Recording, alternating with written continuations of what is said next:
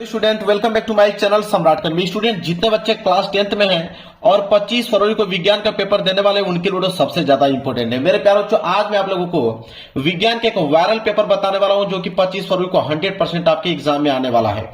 और इस पेपर को मैं खुद बोर्ड एग्जाम की कॉपी पे लिख के लेकर आया हूं ताकि आप अच्छे तरीके से समझ पाओ कि बोर्ड एग्जाम में कैसे हमें लिखना है। ठीक है, इसलिए मैं 3 घंटे मुझे लगे हैं इसका सलूशन लिखने में। खुद मैं अच्छे तरीके से लिख के लेकर आया हूं ताकि आप भी बोर्ड एग्जाम में सेम टू सेम ऐसा लिखें ताकि 25 फरवरी को मेरे प्यारे बच्चों आप विज्ञान में 95% ला पाए।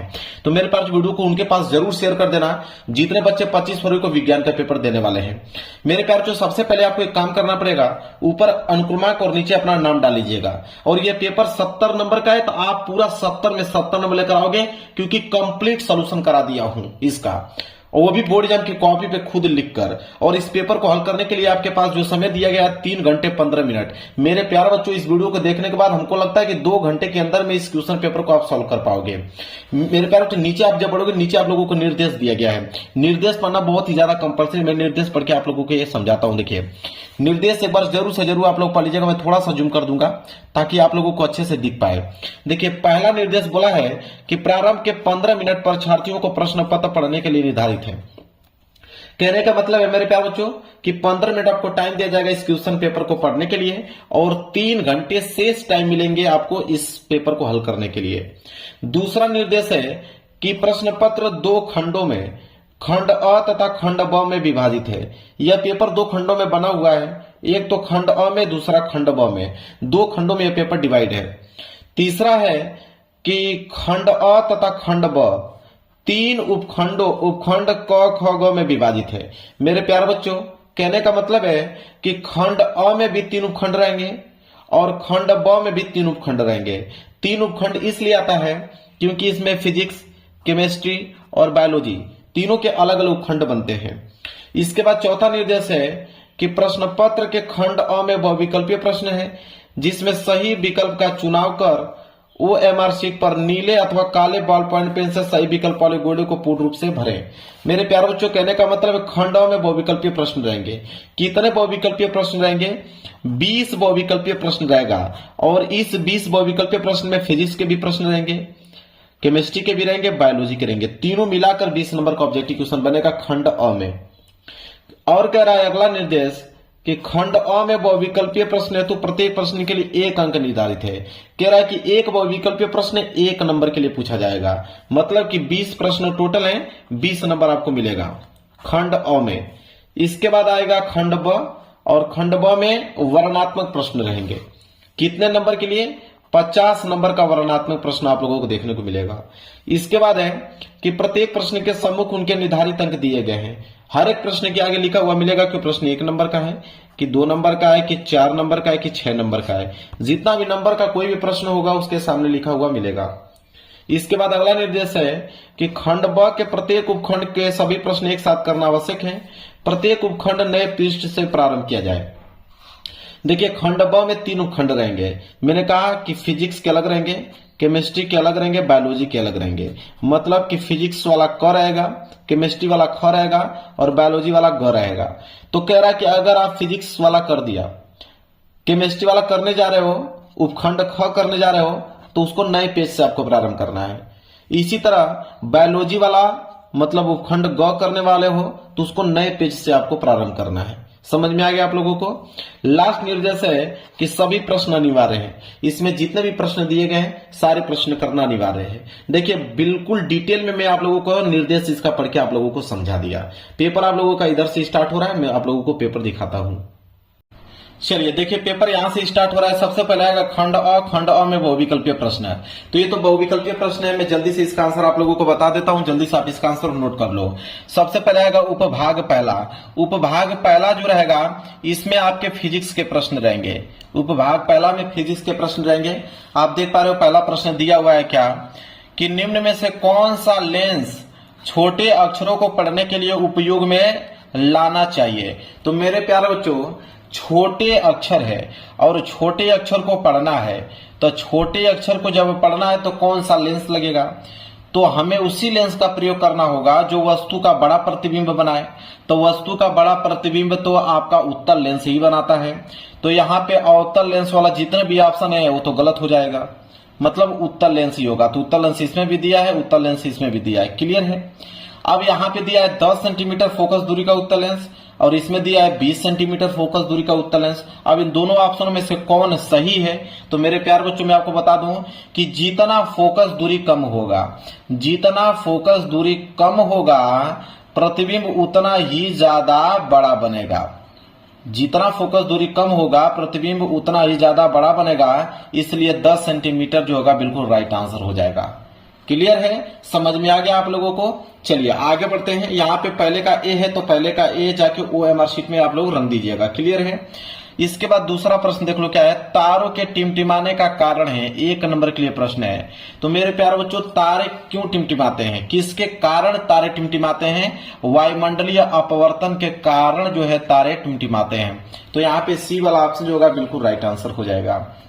आगे बात करते हैं तीसरा कि उत्तल दर्पण द्वारा अनंत पर स्थित वस्तु का प्रतिबिंब होता है।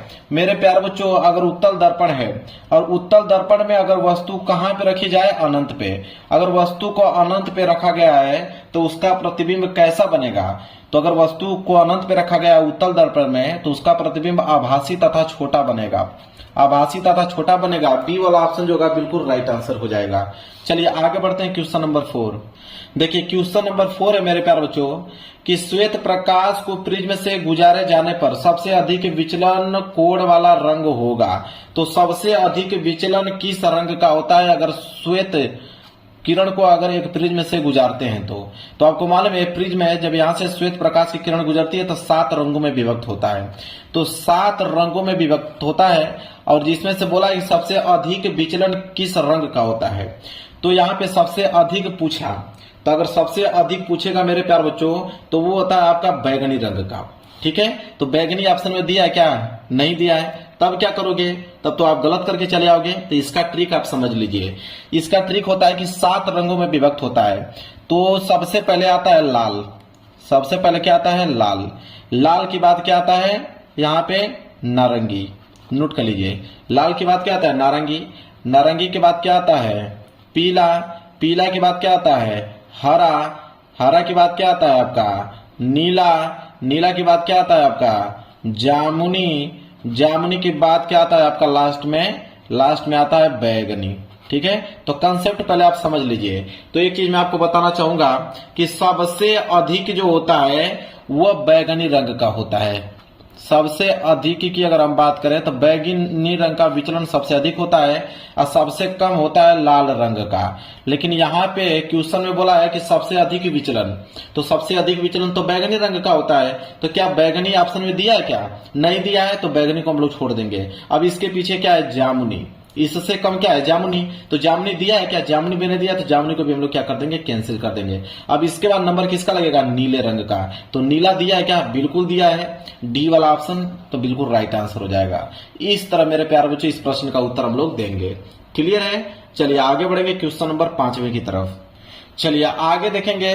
5वां प्रश्न है कि कॉलम 1 में दी गई मात्रों का सुमेलन कॉलम सेकेंड में दी गई भौतिक राशियों से कर सही विकल्प को चुनिए। अब मेरे प्यारों से इधर मात्रक दिया है, इधर भौतिक राशि दिया हुआ है। अब आप ही बताइए ओम किसका मात्रक है? तो ओम जो होता है मेरे प्यारों प्रतिरोध का मात्रक होता है। तो ए जो है किससे मिल जाएगा? दूसरे से मिल जाएगा। वहीं अगर हम वाट की बात करें तो वाट किसका मात्रक होता है? विद्युत शक्ति का। तो वाट किससे मिल जाएगा? तीसरे से मिल जाएगा। एम्पियर किसका होता है? धारा का। तो एम्पियर किससे मिल जाएगा? पहले से। और वोल्ट किसका होता है? विद्युत विभवांतर का। तो ये इसी से मिल जाएगा। तो अब यहाँ पे ऑप्शन हम लोग बनाएंगे कौन सा सही है। तो यहाँ पे देखिए ए जो है दूसरे से मिल रहा है, तो ए जो है दूसरे से मिल रहा है। बी जो है तीसरे से मिल रहा है, तो बी यहाँ पे तीसरे से मिल रहा है। सी जो है पहले से मिल रहा है, सी जो पहले से मिला है। डी चौथा से मिला है, डी चौथा से। बिल्कुल पहला वाला ऑप्शन जो होगा बिल्कुल राइट आंसर हो जाएगा। क्लियर है मेरे प्यारे बच्चों। चलिए आगे देख लीजिए प्रश्न नंबर 6। प्रश्न नंबर 6 है कि R व 2R प्रतिरोधों के 2 तारों को पहले श्रेणी क्रम तथा बाद में समांतर क्रम में जोड़ा जाता है। यदि दोनों दशाओं में कुल प्रतिरोध R1 तथा R2 हो तब R1 बटे R2 क्या होगा। देखिए अनुपात पूछा है, बिल्कुल सिंपल है मेरे प्यारे बच्चों। कह रहा है कि दो प्रतिरोध हैं, एक R है एक 2R है, तो फिर उसको पहले श्रेणी क्रम में जोड़ता है, फिर बाद में उसको समांतर क्रम में जोड़ देता है। इसके बाद बोला है कि दोनों दशाओं में जब श्रेणी क्रम में जोड़ता है तो प्रतिरोध R1 है, और जब समांतर क्रम में जोड़ता है तो प्रतिरोध R2 है। तो बताइए कि इसका अनुपात क्या होगा R1 बटे R2 का। तो पहले हम लोग किसमें जोड़ेंगे, श्रेणी क्रम में। देखिए बिल्कुल सिंपल है मेरे प्यारे बच्चों, यहाँ पे लिख देता हूं। सबसे पहले हम लोग जोड़ेंगे श्रेणी क्रम में। तो श्रेणी क्रम में जब हम लोग जोड़ रहे थे तो प्रतिरोध क्या हो रहा है R1, तो यहाँ लिखेंगे R1 बराबर, और श्रेणी क्रम का फार्मूला क्या होता है कि जितने भी प्रतिरोध उनको जोड़ दो। तो एक प्रतिरोध R है और एक प्रतिरोध क्या है 2R है। अब जोड़ दो, दोनों को जोड़ोगे तो आ जाएगा 2R और 1R मिलके 3R। क्लियर है, श्रेणी क्रम में हो गया। फिर बोला है कि इन्हीं दोनों प्रतिरोधों को समांतर क्रम में जोड़िए। तो चलिए यहाँ पे लिखते हैं समांतर क्रम। अब इनको हम लोग जोड़ देंगे किस क्रम में, समांतर क्रम में जोड़ देते हैं। समांतर क्रम में जोड़ने के लिए प्रतिरोध क्या हो रहा है R2, तो समांतर क्रम का फॉर्मूला क्या कहता है कि 1 बटे R2। ठीक है, बाटा में लिखते हैं जब समांतर क्रम में जोड़ते हैं तो ये हो जाएगा आपका 1 बटे पहला प्रतिरोध क्या है R, और फिर प्लस 1 बटे दूसरा प्रतिरोध क्या है 2R। अब इसको हल कर दीजिए। तो यहां से जब आप हल करेंगे तो R और 2R का जो एलसीएम होगा वो 2R होगा। तो R से R कैंसिल, बचा 2 का गुणा जब 1 में करोगे तो 2 ही आएगा, प्लस 2R से 2R कैंसिल, बचा 1 का गुणा जब 1 में करोगे तो 1 ही आएगा। तो 2 और 1 मिलकर हो जाएगा 3 और नीचे हो जाएगा आपका 2R। क्लियर है। और इधर क्या हो गया आपका 1 बटे R2। तो हमें तो R2 की वैल्यू चाहिए, तो R2 को आप कर दो ऊपर। तो R2 जैसे ऊपर जाएगा इधर आपका 2R ऊपर चला जाएगा और 3 जो है नीचे आ जाएगा। जब इसको आपने ऊपर भेजा इसी प्रकार ये भी ऊपर चल जाएगा, ऊपर वाला नीचे आ जाएगा। तो R का वैल्यू आ गया 3R और R2 का वैल्यू आ गया 2R बटे 3। अब यहाँ पे अनुपात हमसे क्या पूछा है, अनुपात हमसे पूछा है R1 बटे R2 का अनुपात बताइए। क्वेश्चन में तो ये पूछा है ना R1 बटे R2। तो R1 का मान दिया हुआ है आपका 3R और R2 का मान दिया हुआ है 3 बटे 2R। ठीक है। अब देखिए ध्यान से, अब यहां से हम लोग करेंगे क्या कि इस R से ये वाला R तो कैंसिल हो जाएगा और इस 3 की मल्टीप्लाई किस में हो जाएगा, इस 3 में। तो 3 की मल्टीप्लाई 3 में हो जाएगा तो 9 और नीचे बच गया आपका 2। तो 9 बटे 2 जो है R1 बटे R2 का अनुपात आ जाएगा। 9 बटे 2 का मतलब आप ऑप्शन में देखिए यहाँ पे सी वाला ऑप्शन जो होगा बिल्कुल राइट आंसर हो जाएगा। क्लियर है, समझ में आ गया आप लोगों को। चलिए आगे बढ़ेंगे क्वेश्चन नंबर 7 की तरफ। चलिए अगला है प्रश्न नंबर 7वां कि चित्र में दर्शाए गए इलेक्ट्रॉन पर चुंबकीय क्षेत्र के लंबवत प्रवेश करने पर आरोपित बल की दिशा होगी। अब मेरे प्यारे बच्चों आप देखिए ये जो एरो ऊपर की तरफ गया हुआ है ये चुंबकीय क्षेत्र को दर्शा रहा है और ये जो आपका है इलेक्ट्रॉन। ठीक है। अब मेरे प्यारे बच्चों अब यहाँ पे पूछा है कि बल की दिशा बताइए कि बल की दिशा कहाँ पे होगी। तो अब यहाँ पे हम लोग लगाएंगे यहाँ पे नियम। यहाँ पे जब हम लोग फ्लेमिंग के बाएं हाथ का नियम लगाएंगे तो फ्लेमिंग के बाएं हाथ के नियम के अनुसार जो बल की दिशा होगी मेरे प्यारे बच्चों वो होगी कागज के तल के लंबवत ऊपर की ओर। जब इसमें हम लोग फ्लेमिंग के बाएं हाथ का नियम लगाएंगे तो जो बल की दिशा होगा वो कागज के तल के लंबवत की ओर होगा। डी वाला ऑप्शन जो होगा बिल्कुल राइट आंसर हो जाएगा। चलिए आगे बढ़ते हैं।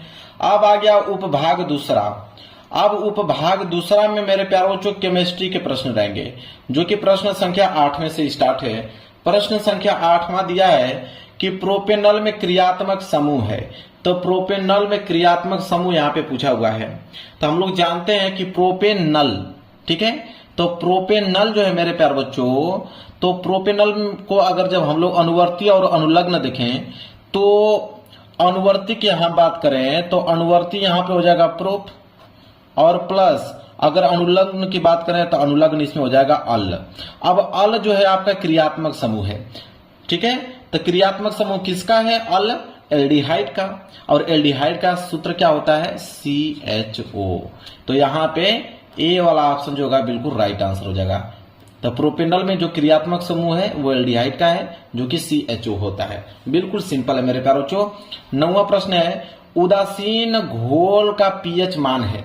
अब मेरे प्यारे बच्चों उदासीन, तो उदासीन घोल का पीएच मान 7 होता है। मैं आपको बता दूं कि ये जो पीएच मान की श्रेणी होती है वो होता है 7, यहाँ होता है 0, यहाँ होता है 14, मतलब 0 से लेकर 14 तक होता है। अगर आपका पीएच मान 7 है तब तो कहलाएगा आपका उदासीन, ठीक है, क्या कहलाएगा, उदासीन कहलाएगा। अगर आपका 7 से कम है तो अम्लीय, और 7 से अधिक है तो आपका क्षारीय कहलाएगा। तो उदासीन पूछा है तो यहाँ पे क्या हो जाएगा, 7 हो जाएगा। 7 से कम होगा तो अम्लीय, और 7 से अधिक हो जाएगा मेरे प्यारे बच्चों तो हो जाएगा क्षारीय। क्लियर है। चलिए आगे देख लीजिए प्रश्न संख्या 10वां। प्रश्न संख्या 10वां है मेरे प्यारे बच्चों, क्या उसको समझिए। कह रहा है कि निम्नलिखित में कीटोन है। अब यहाँ पे कीटोन पूछा कि इन चारों ऑप्शनों में से कीटोन कौन सा है। तो कीटोन की अगर हम बात करें तो इनमें कीटोन जो है वो आपका है प्रोपेनोन। क्या है, प्रोपेनोन है। सी वाला ऑप्शन जो होगा बिल्कुल राइट आंसर हो जाएगा। क्लियर है, बहुत सिंपल है मेरे प्यारे बच्चों। आप यकीन मानिए इस पेपर को तैयार कर लेंगे तो आपका 70 में 70 नंबर साइंस में बिल्कुल क्लियर हो जाएगा। इसके बाद आएगा प्रश्न संख्या 11। प्रश्न संख्या 11 क्या है उसको समझिए। अब प्रश्न संख्या 11 में बोला यहाँ पे कि ठंडे जल से हाइड्रोजन गैस बनाने वाला तत्व है, यह तत्व है। अब आप ही बताइए, पूछा कि इसमें से चारों ऑप्शन में से कौन ऐसा तत्व है जो जल के साथ अभिक्रिया करके हाइड्रोजन गैस बनाएगा। तो ये आपका है पोटेशियम। अगर पोटेशियम को अगर हम जल से अभिक्रिया करा दें तो आप उत्पाद में देखोगे कि यहाँ पे क्या निकल रहा है, हाइड्रोजन गैस निकल रहा है। तो यहाँ पे सी वाला ऑप्शन जो होगा बिल्कुल राइट आंसर हो जाएगा। क्लियर है। चलिए आगे देख लीजिए 12वां क्या है कि कार्बोनेट अयस्क की सीमित वायु में उच्च ताप पर गर्म करके ऑक्साइड प्राप्त करने की क्रिया क्या कहलाती है। तो मेरे प्यारों जो निस्तापन कहलाती है। अगर कार्बोनेट अयस्क की अगर सीमित वायु में अगर उच्च ताप मतलब हाई टेम्परेचर पे गर्म करके अगर ऑक्साइड प्राप्त कर रहे हैं तो वो निस्तापन कहलाता है। क्या कहलाता है, निस्तापन की क्रिया के द्वारा ऐसा होता है। इसके बाद 13वां है कि रासायनिक अभिक्रिया। ये आपका रासायनिक अभिक्रिया दिया हुआ है, बोला है कि कौन सी अभिक्रिया है। अब आप ये देखिए कॉपर सल्फेट का अभिक्रिया यहाँ पे आयरन से कराया जा रहा है, लोहा से कराया जा रहा है।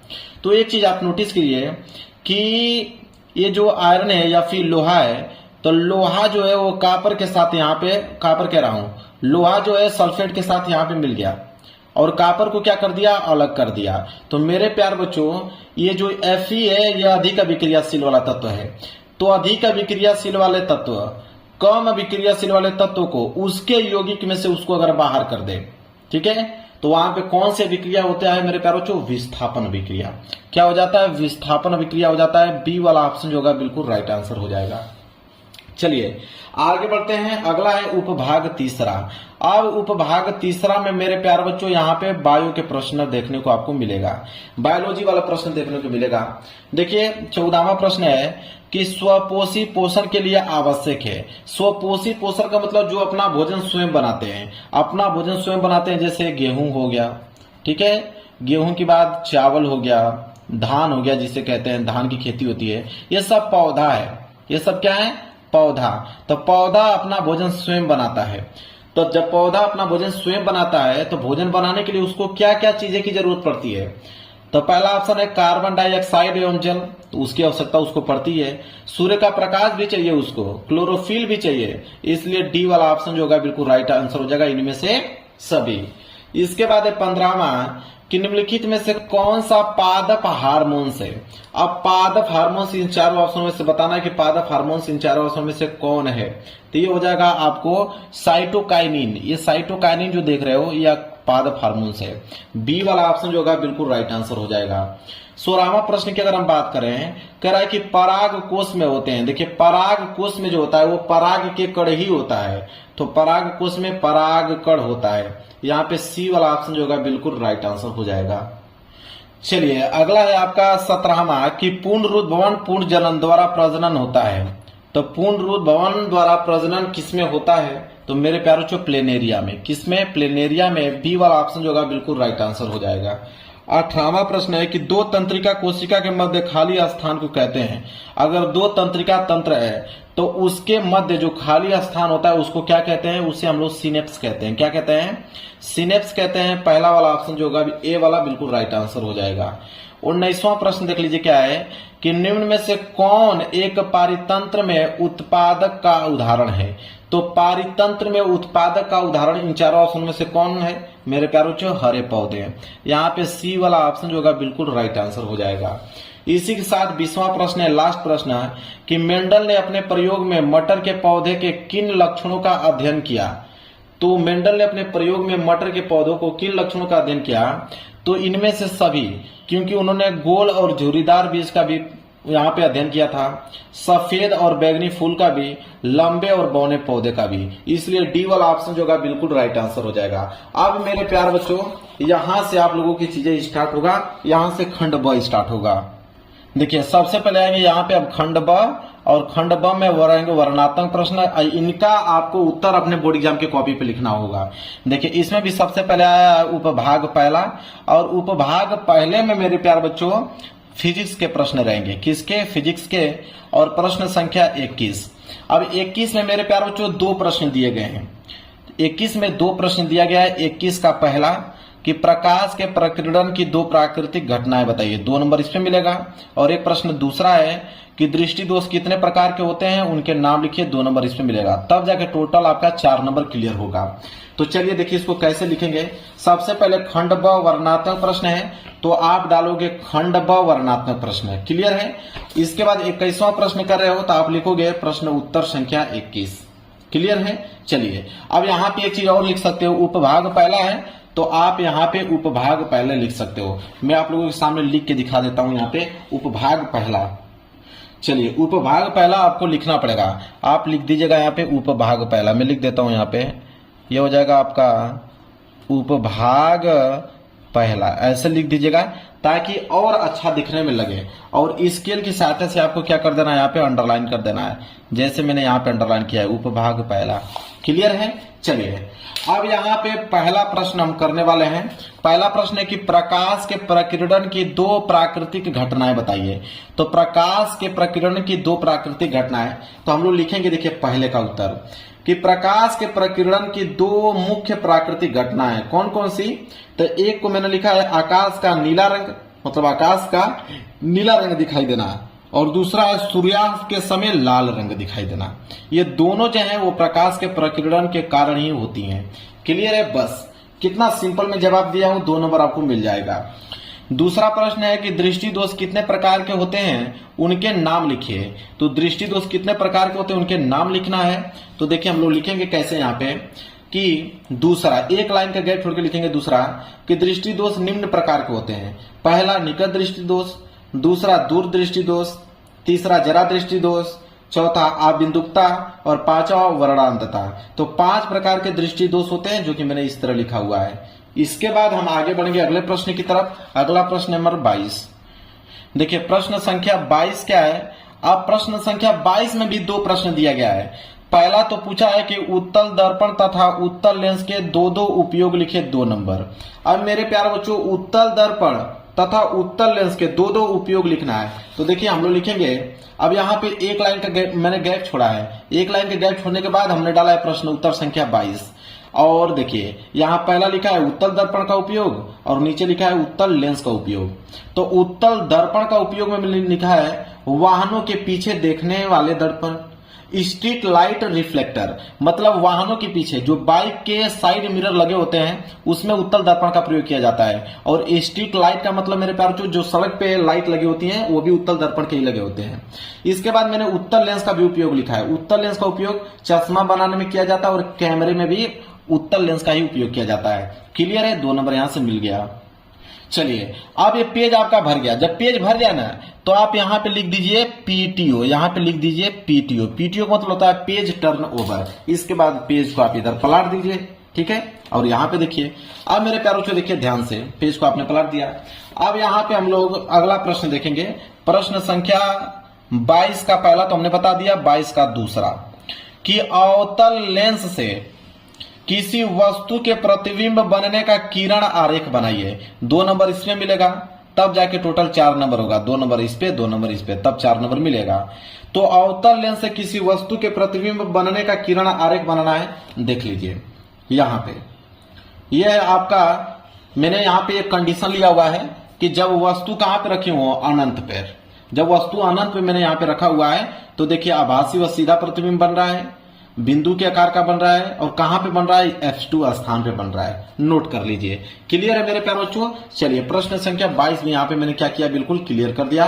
अब बारी आएगी प्रश्न संख्या 23 की तरफ बढ़ेंगे हम लोग। देखिए प्रश्न संख्या 23। अब प्रश्न संख्या 23 में भी दो प्रश्न हैं, जिसमें से पहला है कि किसी प्रतिरोधक में धारा प्रवाहित करने पर वोल्ट मीटर तथा एमीटर को कैसे जोड़ते हैं। 2 नंबर इसमें मिलेगा, तो पहले इसको देख लेते हैं। देखिए प्रश्न उत्तर संख्या हमने डाला 23 और 23 का मैंने पहला वाला करने जा रहा हूं। ठीक है, तो लिखेंगे किसी प्रतिरोधक में प्रवाहित धारा को मापने के लिए अमीटर को प्रतिरोधक के श्रेणी क्रम में जोड़ा जाता है तथा वोल्ट मीटर को प्रतिरोधक के समांतर क्रम में जोड़ा जाता है। बस इतना ही लिखना है। यहां से 2 नंबर आपका बिल्कुल क्लियर हो गया, क्योंकि प्रश्न में यही पूछा था कि यहाँ पे धारा प्रवाहित करने पर वोल्ट मीटर तथा एमीटर को कैसे जोड़ते हैं। क्लियर हो गया। तो वोल्ट मीटर को हम समांतर क्रम में और एमीटर को जो होता है श्रेणी क्रम में जोड़ते हैं। क्लियर हो गया मेरे प्यारे बच्चों।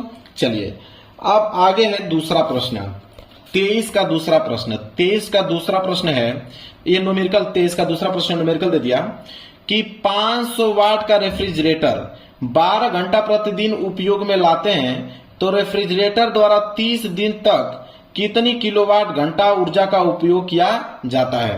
अब मेरे प्यारे बच्चों यहाँ पे रेफ्रिजरेटर की बात किया गया है कि अगर 500 वाट का रेफ्रिजरेटर है और 12 घंटा डेली चलता है तो बताइए कि 30 दिन में कितना वह बिजली वहां पे यूनिट आएगी उसकी। अब मेरे प्यारे बच्चों देखिए कैसे इसको हल करेंगे। तो हमने सबसे पहले लिखा दिया है 500 वाट, समय दिया है 12 घंटे, दिन दिया है 30 दिन। अब यूनिटों की संख्या अगर आपको निकालना है तो एक फार्मूला होता है वाट गुणे घंटा गुणे दिन बटे 1000। वाट 500, घंटा 12, दिन में मैंने 30 रखा और बटे में 1000। अब 1 2 3 जीरो से ऊपर के 3 जीरो मैंने कैंसिल कर दिया, 12 5 60 और 60 3 180 किलोवाट आ गया। अब ये आपका फाइनल आंसर हो गया। क्लियर हो गया। 2 नंबर यहां से मिल गया। चलिए आगे बढ़ते हैं अगले प्रश्न की तरफ। देखिए अगला प्रश्न क्या है उसको ध्यान से समझिए। अब यहाँ पेज भर गया ना, अब यहाँ पे लिखेंगे। अब यहाँ पे आएंगे हम लोग प्रश्न संख्या 24। प्रश्न संख्या 24 में मेरे प्यारे बच्चों 3 प्रश्न दिया गया है। 24 में 3 प्रश्न है, 6 नंबर मिलेगा। पहले पे 2 नंबर, दूसरे पे 2 नंबर, तीसरे पे 2 नंबर, 2 नंबर के हिसाब से 6 नंबर आपको मिलेगा। तो 24 का पहला प्रश्न क्या है कि किसी छड़ के चुंबक के चारों ओर चुंबकीय क्षेत्र रेखाओं को चित्र बनाकर दिखाइए। तो देखिए मेरे प्यारे बच्चों यह है, यह आपका छड़ है और छड़ के चारों तरफ ये चुंबकीय रेखा है। क्लियर है। बस चित्र बनाने के लिए बोला था, चित्र मैंने बना दिया, 2 नंबर यहां से मिल गया। अब देखिए दूसरा प्रश्न क्या है कि धारावाही परिनालिका के कारण चुंबकीय क्षेत्र किन किन कारकों पर निर्भर करता है उसको देखेंगे। अब मेरे प्यारे बच्चों धारावाही परिनालिका के कारण चुंबकीय क्षेत्र जो है किन किन कारकों पर निर्भर करता है, तो देखिए इसका उत्तर लिखेंगे एक लाइन छोड़ के बाद दूसरा कि धारावाही परिनालिका के कारण चुंबकीय क्षेत्र निम्नलिखित कारकों पर निर्भर करता है। पहला, परिनालिका में प्रवाहित होने वाली विद्युत धारा के मान पर। दूसरा, परिनालिका के फेरों की संख्या पर। तीसरा, परिनालिका की लंबाई और पदार्थ की प्रकृति पर।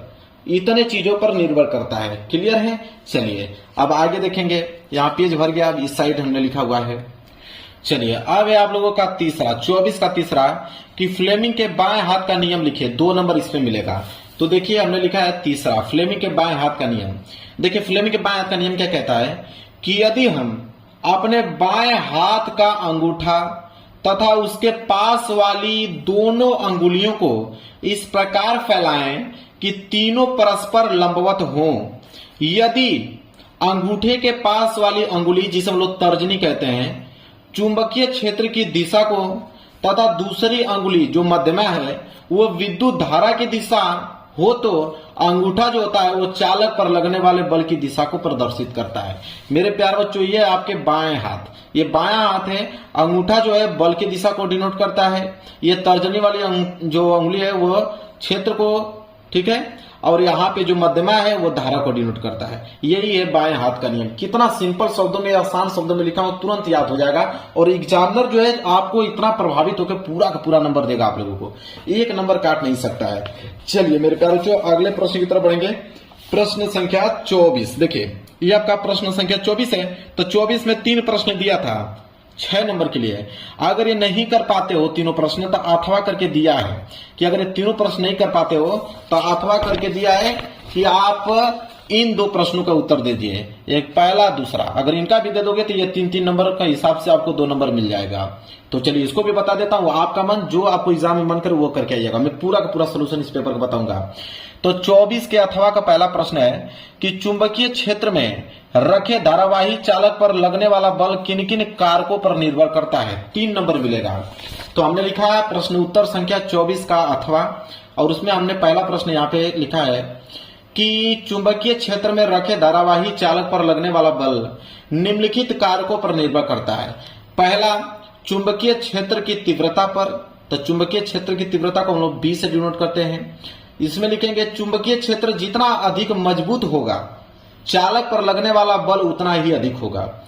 एक लाइन का गैप छोड़ के मैंने दूसरा लिखा है चालक में प्रवाहित धारा I पे। अब चालक से प्रवाहित धारा का मान जितना अधिक होगा बल भी उतना अधिक होगा।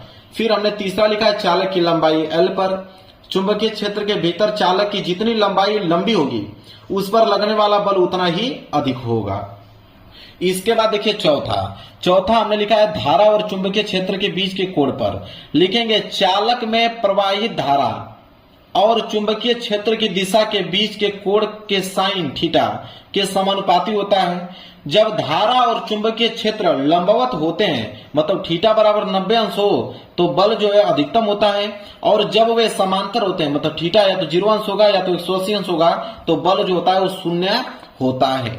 क्लियर है। चलिए मैंने 24 के अथवा का पहला बता दिया। अब 24 के अथवा का दूसरा प्रश्न देखिए कि घरेलू विद्युत परिपथ में कितने तार प्रयुक्त होते हैं, प्रत्येक के नाम तथा आवरण के रंग लिखिए। 3 नंबर मिलेंगे। तो देखिए यहाँ पे दूसरा मैंने लिखा है कि घरेलू विद्युत वितरण में प्रयुक्त तार निम्नलिखित है। कौन कौन से तार का प्रयोग किया जाता है। पहला, विद्युतमय तार का उपयोग किया जाता है। अब ये विद्युतमय तार होता क्या है कि विद्युतमय तार जो होता है उच्च वोल्टेज पर उपकरणों को धारा पहुंचाता है, और यह आमतौर पर लाल या भूरे रंग का होता है।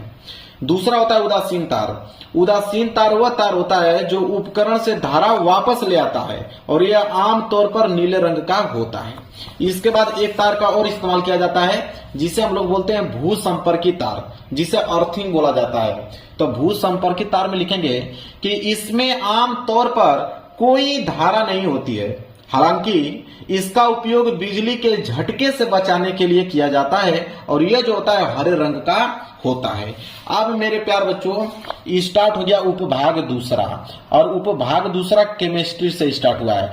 तो जब भी उपभाग दूसरा करने जाओगे तो आप नए पेज से आप प्रारंभ कीजिए। निर्देश में ये बोल दिया था निर्देश में कि जब भी आप उपखंड अलग अलग करने वाले हो उसको नए पेज से आपको प्रारंभ करना है। तो उपभाग दूसरा अगर करने वाले हो तो यह नहीं कि यहाँ पे जगह खाली बस यहीं से लिखना चालू कर दे, नहीं। उपभाग दूसरे का मतलब आप नए पेज से नए सिरे से आप स्टार्ट कीजिए, नए पेज से यहां से। अब यहां डालोगे उपभाग दूसरा, और उपभाग दूसरा जो है वो प्रश्न संख्या 25 से स्टार्ट है, और प्रश्न संख्या 25 में 2 प्रश्न है, एक आपका ए और दूसरा आपका बी। ए वाला हल करोगे तो 2 नंबर मिलेगा, बी वाला हल करोगे तो 2 नंबर मिलेगा।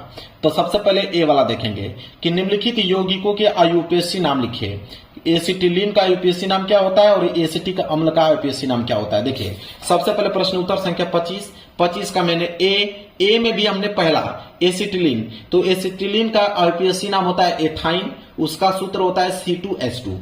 और दूसरा दिया है हमारा एसिटिक अम्ल, तो दूसरा है एसिटिक अम्ल। एसिटिक अम्ल का आईपीएससी नाम होता है एथेनोइक अम्ल, इसका सूत्र होता है CH3COOH।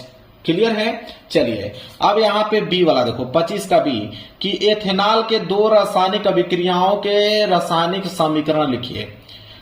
तो देखिए कैसे लिखेंगे हम लोग, 2 रासायनिक समीकरण लिखने के लिए बोला है। तो देखिए पहला हमने देखिए बी का हमने पहला रासायनिक समीकरण लिखा है कि एथेनॉल को जब ऑक्सीजन की उपस्थिति में जलाते हैं तो यहाँ पे कार्बन डाइऑक्साइड और जल मिलता है। और दूसरा है उसका कि अगर एथेनॉल को एसिटिक अम्ल से अगर अभिक्रिया कराते हैं तो एथिल एथोनेट और तथा जल बनता है। तो 2 रासायनिक अभिक्रिया पूछा था, दोनों रासायनिक अभिक्रिया मैंने यहाँ पे समीकरण बता दिया, क्योंकि यही पूछा था ना कि एथेनॉल के 2 रासायनिक अभिक्रियाओं के रासायनिक समीकरण लिखे। तो ये आपका देखिए एथेनॉल के मैंने 2 रासायनिक अभिक्रियाओं के समीकरण बिल्कुल संतुलित करके लिखा है, नोट कर लो, पूरा का पूरा नंबर मिल जाएगा आप लोगों को। अब आएंगे प्रश्न संख्या 26 की तरफ, देख लो प्रश्न संख्या 26 क्या है। प्रश्न संख्या 26 में भी आपके 2 दिया है, एक आपका ए वाला और बी वाला। ए को हल करोगे 2 नंबर, बी को हल करोगे तो 2 नंबर मिलेगा, तब जाकर टोटल 4 नंबर मिलेगा। तो 26 का ए वाला प्रश्न है कि दहन अभिक्रिया को समझाइए तथा इसके 2 उदाहरणों का रासायनिक समीकरण लिखिए। अब चलिए मेरे प्यारे बच्चों, यहां पे लिखेंगे प्रश्न उत्तर संख्या 26 का ए दहन अभिक्रिया। दहन अभिक्रिया को ही हम लोग उष्माक्षेपीय अभिक्रिया भी कहते हैं, ध्यान रखिएगा। तो दहन अभिक्रिया में लिखेंगे कि जिन रासायनिक अभिक्रियाओं में उत्पाद के निर्माण के साथ साथ उष्मा भी उत्पन्न होती है उन्हें उष्माक्षेपी या दहन अभिक्रिया कहते हैं। 2 एग्जाम्पल भी पूछा, देख लो। ये मीथेन को हम लोग ऑक्सीजन की उपस्थिति में जला रहे हैं, तो यहाँ पे कार्बन डाइऑक्साइड, जल और उष्मा निकल रहा है, और यहाँ पे कार्बन को जब हम लोग जला रहे हैं तो कार्बन डाइऑक्साइड और उष्मा निकल रहा है। तो 2 एग्जाम्पल पूछा था, 2 एग्जाम्पल भी मैंने यहाँ पे लिखा हुआ है, नोट कर लो। इसके बाद है 26 का दूसरा, मतलब 26 का बी वाला प्रश्न है कि सक्रियता श्रेणी को समझाइए तथा इसका एक उपयोग भी लिखिए। अब देखिए यहाँ पे हमने एक लाइन छोड़ के लिखा है बी, सक्रियता श्रेणी। सक्रियता श्रेणी किसे कहते हैं कि सक्रियता श्रेणी धातुओं की एक ऐसी सूची है जिसमें धातुओं को उनकी क्रियाशीलता के आधार पर क्रमबद्ध किया जाता है। इसमें सबसे ऊपर वे धातुएं रखी जाती हैं जो सबसे अधिक सक्रिय होती हैं, जैसे पोटेशियम, सोडियम, कैल्शियम। इसके बाद लिखेंगे और सबसे नीचे वे धातुएं होती हैं जो बहुत कम सक्रिय होती हैं, जैसे सोना, चांदी, प्लेटिनम। अब यहां पे सक्रियता श्रेणी में बना भी दिया हूं, नोट कर लो। सबसे पहले आएगा potassium, sodium, calcium, magnesium, aluminium, zinc, iron, tin, lead, hydrogen, copper, mercury, silver, gold, platinum. मतलब नीचे जो है आप लोगों का कम सक्रिय वाले यहाँ पे धातु दिया गया है, और ऊपर जो है वो अधिक सक्रिय वाले धातु दिए गए हैं। क्लियर, मैंने यहाँ पे इसका श्रेणी भी बना दिया है, एकदम बिल्कुल लिस्ट, नोट कर लो। पेपर में ऐसे कर दोगे तो भाई पूरा का पूरा नंबर टॉपर कहलाओगे, आप बता देता हूं अगर ऐसे कर दोगे तो। चलिए आगे बढ़ेंगे, प्रश्न संख्या 27। अब प्रश्न संख्या 27 क्या देखिए।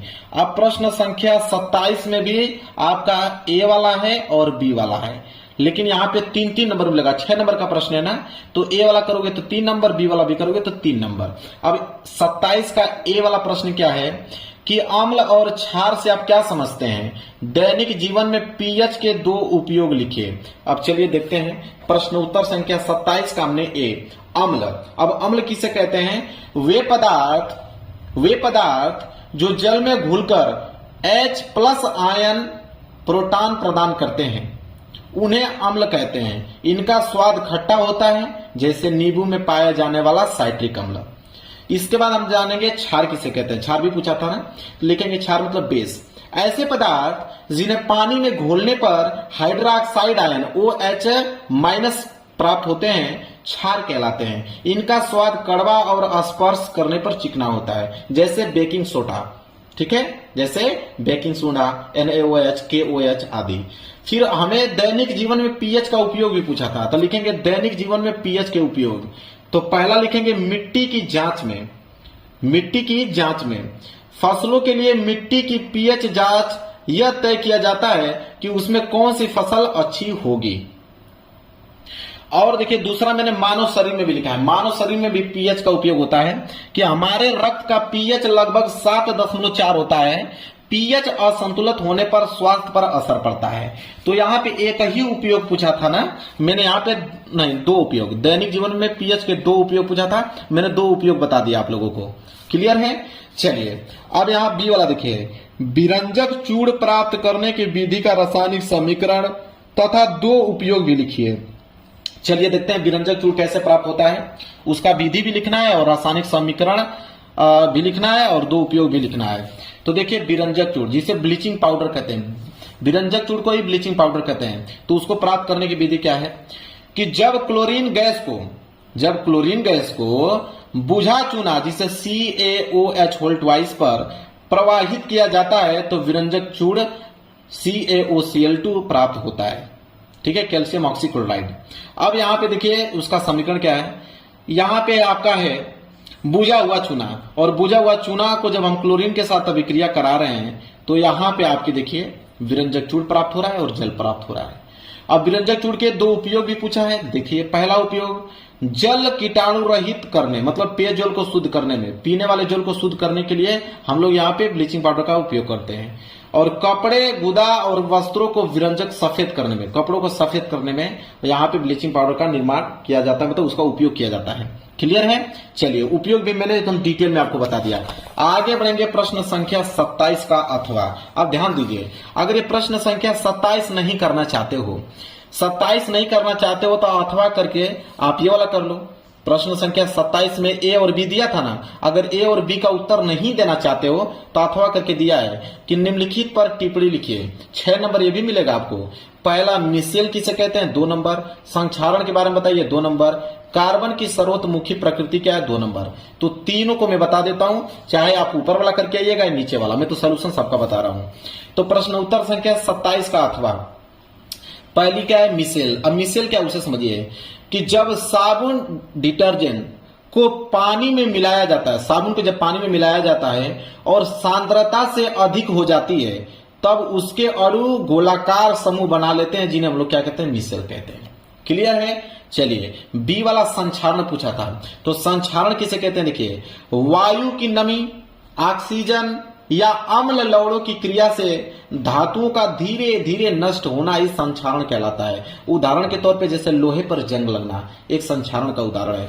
तीसरा, कार्बन की सर्वतोमुखी प्रकृति पूछा था ना। देखिए, कार्बन परमाणुओं आपस में मजबूत सहसंयोजक बंध बनाकर लंबी श्रृंखला, सखित श्रृंखला तथा वलय यौगिक बनाने की क्षमता रखता है। इसे ही हम लोग कार्बन की सर्वतोमुखी प्रकृति कहते हैं। उदाहरण पे जैसे ये ब्यूटेन, ये आपका बेंजीन। क्लियर है? 3 टॉपिक पूछा था, मिसेल, संक्षारण, कार्बन की सर्वतोमुखी प्रकृति, तीनों मैंने डिटेल में ऐसे आपको पेपर में लिखना है। ठीक है? पूरा का पूरा नंबर आपको मिलेगा। चलिए, अब आ गया उपभाग तीसरा। उपभाग तीसरा का मतलब बायोलॉजी के प्रश्न यहां से आपके स्टार्ट हो गए। तो बायोलॉजी के प्रश्न स्टार्ट हो गए तो उसको नए पेज से देखिए, मैंने नए पेज से उपभाग तीसरा लिखा है और प्रश्न संख्या 28 है। तो यहां प्रश्न उत्तर संख्या 28, प्रश्न उत्तर संख्या 28 है क्या? देखिए, कह रहा है कि कायिक प्रवर्धन क्या है, उचित उदाहरण एवं चित्र के माध्यम से इसका वर्णन कीजिए। 4 नंबर मिलेगा। तो देखिए, कायिक प्रवर्धन हेडिंग डाल के लिखिए कि जब पौधों के जड़, तना, पत्ती या कलिका जैसे कायिक अंगों से नए पौधे उत्पन्न होते हैं तो उसे कायिक प्रवर्धन कहते हैं। ठीक है? जब पौधा, कोई पौधे के जड़, तना, पत्ती या कलिका से अगर कायिक अंगों से नए पौधों का निर्माण होता है तो उसे लोग कायिक प्रवर्धन कहते हैं। और यह अलैंगिक प्रजनन का एक प्रकार है। विशेषताएं अगर बात करें तो इसमें बीज की आवश्यकता नहीं होती है। दूसरा विशेषता है कि नए पौधे जल्दी और समान गुणों वाले बनते हैं। उदाहरण के तौर पे देखिए, जड़ द्वारा कौन से कायिक प्रवर्धन होता है, जैसे शकरकंद, गाजर का। तने के द्वारा आलू होता है, अदरक, प्याज होता है। पत्ती द्वारा आपके ब्रायोफिल्म होता है। तो तीनों के मैंने देखिए, इतना अच्छे से आप लिखोगे ना तो एग्जामिनर प्रभावित हो जाएगा, बिल्कुल आपको पूरा का पूरा नंबर देगा। आगे बढ़ते हैं। और इसका चित्र भी पूछा था, चित्र भी बनाने के लिए दिया था, तो चित्र मैंने बना दिया। जैसे मान लीजिए पेड़ है, पेड़ को मैंने यहाँ पे काट दिया, तिरछा मैंने काट दिया, तो यह निचला वाला भाग स्कंद, कलम का जड़ वाला भाग हो गया। यह ऊपर जो है आपका, यह कलम का अन्य पौधा कटा हुआ भाग है। ठीक है? क्लियर? चित्र भी पूछा था तो चित्र भी बनाना जरूरी है ना। चलिए, आगे बढ़ जाते हैं। प्रश्न संख्या 29 कह रहा है कि निम्नलिखित पर संक्षिप्त टिप्पणी लिखिए।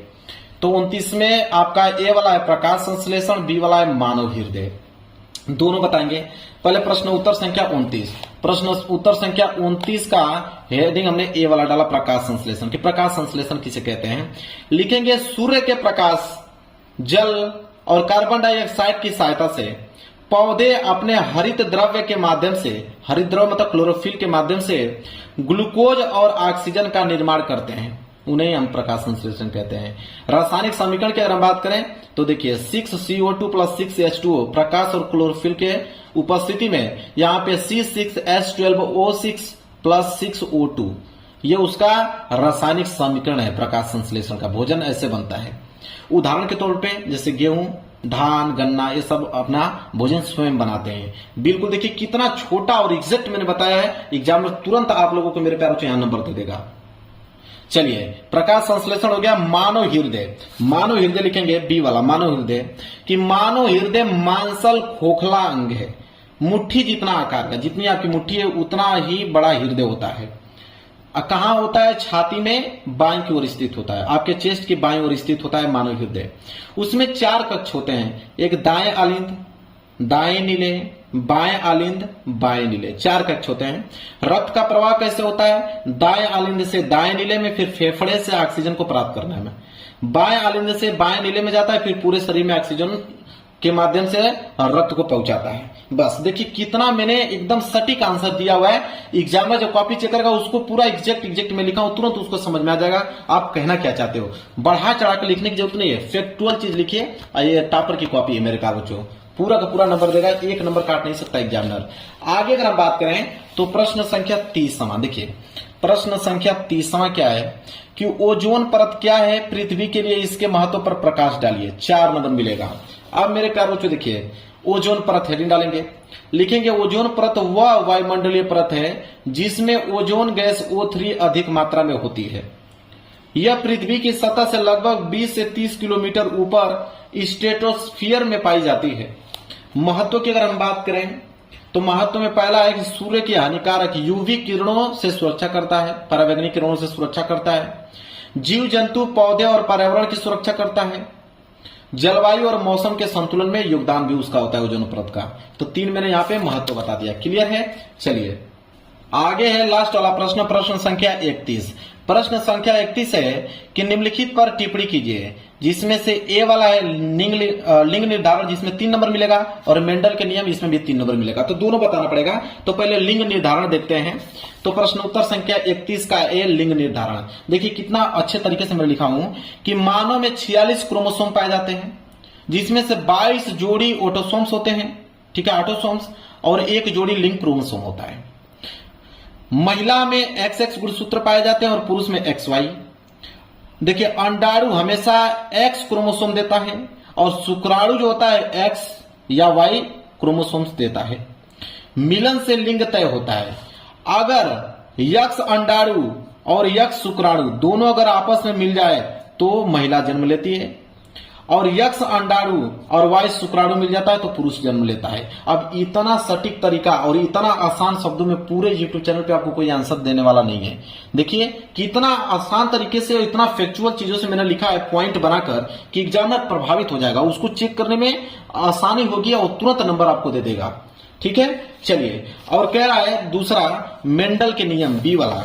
तो देखिए मेंडल के नियम भी यहाँ पे, तो यहाँ पे मैंने लिखा है कि मेंडल के नियम, कि ग्रेगर मेंडल को आधुनिक आनुवंशिकी के पिता कहा जाता है। उन्होंने मटर के पौधे पर प्रयोग करके पाया कि विरासत गुण जो होता है पीढ़ी दर पीढ़ी नियत नियमों के अनुसार जाते हैं। उनके प्रयोगों से आनुवंशिकी के मुख्य नियम सामने आए, जिन्हें मेंडल के नियम कहा जाता है। पहला उन्होंने नियम दिया प्रभाविता का नियम।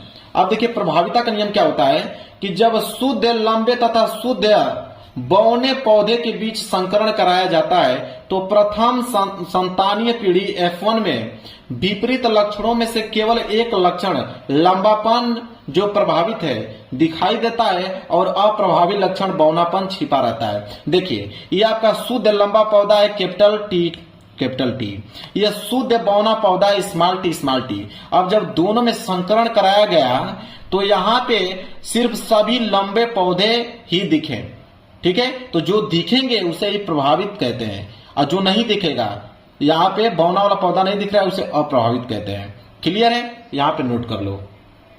फिर दूसरा उनका नियम था पृथक्करण का नियम।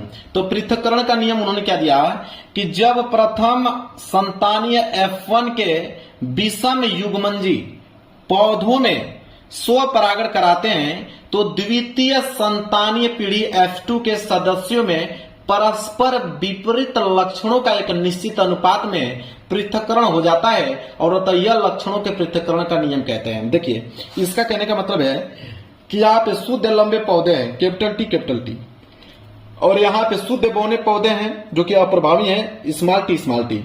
जब दोनों में संकरण कराया गया तो F1 पीढ़ी में लंबा पौधा देखने को मिला कैपिटल टी स्मॉल टी। अब यह जो लंबा पौधा देखा F1 पीढ़ी में, अब इसका मैं 100 परागण कराया। जब 100 परागण कराया तो 4 भागों में बट गया, जिसमें से लंबा पौधा देखने को मिला शुद्ध कैपिटल टी, लंबा पौधा भी देखने को मिला संकरण कैपिटल टी स्मॉल टी, फिर लंबा पौधा संकरण कैपिटल टी स्मॉल टी, और बौना पौधा देखने को मिला शुद्ध स्मॉल टी। यह 25% और ये लंबा पौधा 50% और बौना 25%। जब इसका अनुपात निकालोगे तो 1:2:1 के अनुपात में यह प्रदर्शित करता है। यह है आपका पृथक्करण का नियम। इसके बाद उन्होंने नियम दिया तीसरा, स्वतंत्र अवयवन का नियम। तो स्वतंत्रता अवयवन का नियम क्या होता है उसको देखिए। इस प्रकार के संकरण में जब किन्हीं 2 या 2 से अधिक कारक युग्मों के लिए 2 जोड़ी विपरीत प्रभावों वाले पौधों के बीच संकरण कराया जाता है, तो इन कारकों को पृथक्करण तथा चयन स्वतंत्र रूप से होता है। अर्थात एक लक्षण की वंशागति दूसरे लक्षण को प्रभावित नहीं करती है। देखिए यहाँ पे नोट कर लीजिए, यह पीला व गोल दोनों प्रभावी शुद्ध हैं, मतलब कैपिटल वाई कैपिटल आर, और ये आपका हरा व झुर्रीदार दोनों अप्रभावी शुद्ध हैं, स्मॉल वाई और स्मॉल आर। अब यहाँ पे जब दोनों में संकरण कराया गया तो F1 पीढ़ी में पीला व गोल देखने को मिला, मतलब capital Y capital R small R देखने को मिला। ठीक है, F1 पीढ़ी में। अब यहाँ पे फिर यहाँ पे 100 परागण कराएंगे इसमें इनके बीच। ठीक है, तो यहाँ पे ये 4 भागों में बट गया। ठीक है, पीला व गोल को जब कराएंगे तो 4 भागों में बट गया। एक पीले व गोल दोनों प्रभावी जो कि 9 के अनुपात में मिलते हैं, हरे व गोल जो कि पहला प्रभावी दूसरा अप्रभावी है जो कि 3 अनुपात में मिलता है, पीले व झुर्रीदार पहला अप्रभावी दूसरा प्रभावी, ठीक है, जो कि 3 अनुपात में है, और हरे व झुर्रीदार दोनों अप्रभावी जो कि 1 है। ये F2 पीढ़ी के अंतर्गत आते हैं। क्लियर है, नोट कर लिया आपने। चलिए, ये आपका प्रश्न संख्या 31। अगर 31 का इस दोनों प्रश्नों को नहीं करना चाहते हो तो अथवा करके एक ही प्रश्न दिया है कि मानो हार्मोन्स पर एक निबंध लिखिए, 6 नंबर मिल जाएगा। तो मानो हार्मोन्स पर निबंध लिखना है तो प्रश्न उत्तर संख्या 31 का अथवा देखिए कैसे लिखोगे कि मानो हार्मोन्स वे रासायनिक संदेशवाहक हैं जो ग्रंथियों द्वारा बनाए जाते हैं और रक्त के माध्यम से शरीर के विभिन्न अंगों तक पहुंचते हैं। ये शरीर की वृद्धि, विकास, चयापचय और प्रजनन जैसी महत्वपूर्ण प्रक्रियाओं को नियंत्रित करते हैं। देखिए, मुख्य ग्रंथियां और उनके हार्मोन्स। देखिए, एक होता है अधिवृक्क ग्रंथियां, इसमें क्या होता है कि शरीर की वृद्धि और अन्य ग्रंथियों का नियंत्रण रहता है। एक होता है थायराइड ग्रंथि, इसमें क्या होता है कि चयापचय का नियमन होता है। इसके बाद एक होती है अधिवृक्क ग्रंथि, इसमें तनाव और रक्तचाप नियंत्रित करना होता है। अग्नाशय ग्रंथि, रक्त में शर्करा का स्तर संतुलित करना। अंडाशय और अंडकोश, यह प्रजनन और लिंग विशेष गुणों का विकास करता है। फिर नीचे लिखेंगे हार्मोन्स शरीर के संतुलित कार्य, विकास और ऊर्जा नियमन के लिए महत्वपूर्ण है। हार्मोन्स असंतुलन से थायराइड, डायबिटीज और अन्य स्वास्थ्य समस्याएं हो सकती हैं, इसलिए हार्मोन्स को संतुलित बनाए रखना बहुत ही ज्यादा आवश्यक है।